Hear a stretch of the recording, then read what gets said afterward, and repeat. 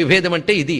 ఎవరైతే ధర్మానికి శత్రువులో, ఎవరైతే దేశానికి శత్రువులో, అలాంటి వారి యొక్క తపస్సుని దెబ్బతీయాలి. వారు కూడా తపస్సులు చేస్తారు. లేకపోతే పరమ కిరాతకుడై ప్రపంచాన్ని దోచుకు తిన్నవాడు జైల్లో ఉంటే వాడి పేరును కూడా చండీయాగాలు చేస్తున్నారంటే ఇంక ఈ దేశానికి అంత దౌర్భాగ్యం పట్టిందండి.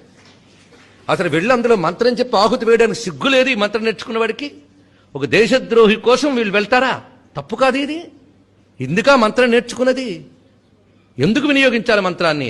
ధర్మరక్షణ కోసం వినియోగించాలి, దక్షిణ కోసం వినియోగించకూడదు. తెలుసుకోండి, ధర్మరక్షణ కోసం వినియోగించాలి. ఇది గ్రహించుకోవాల్సిన ప్రధానమైన అంశం. ఎప్పుడైతే అందరూ కలిసి మంత్రం తెలిసిన వాళ్ళు అధర్మ పరులకు మేము మంత్రం చెయ్యమన్నారు, ఇప్పుడు ఎంతో బాగుంటుంది. లేకపోతే నువ్వు చేసిన మంత్రంతో గెలిచి నీ మంత్రాన్ని, నీ మతాన్నే దెబ్బతీసేటటువంటి వాడు వస్తాడు. ఇది జాగ్రత్త గుర్తుపెట్టుకోండి. ఇక్కడ నువ్వు ఇప్పుడు నీ ప్రయోజనం చూస్తున్నావు కానీ రేపొద్దున నీ ఉనికికే దెబ్బతీస్తూ నీ మతాన్నే నిలవకుండా చేసేటువంటి పాపాత్మల కోసం మంత్రాన్ని వినియోగించవద్దు అని శవనీయంగా మనం చేసుకుంటున్నాము. ఇది తెలుసుకోండి. అందుకు మంత్రశక్తి చాలా గొప్పది, కానీ దేశక్షేమం కోసం వినియోగించాలి. దేశక్షేమం కోసం ఎవరు పాటుపడుతున్నారో వారు బాగుండాలి, వినియోగిద్దాం. అందుకే పరమంత్ర అంటే ధర్మానికి శత్రువులైన వారి యొక్క దుష్ట తపస్సులని దెబ్బతీసేటువంటి తల్లి అని ఒక్కసారి మనం నమస్కారం చేసుకుందాం. పరమంత్ర విభేదిని. ఇప్పుడు ఇంతవరకు తెలిసింది కదా.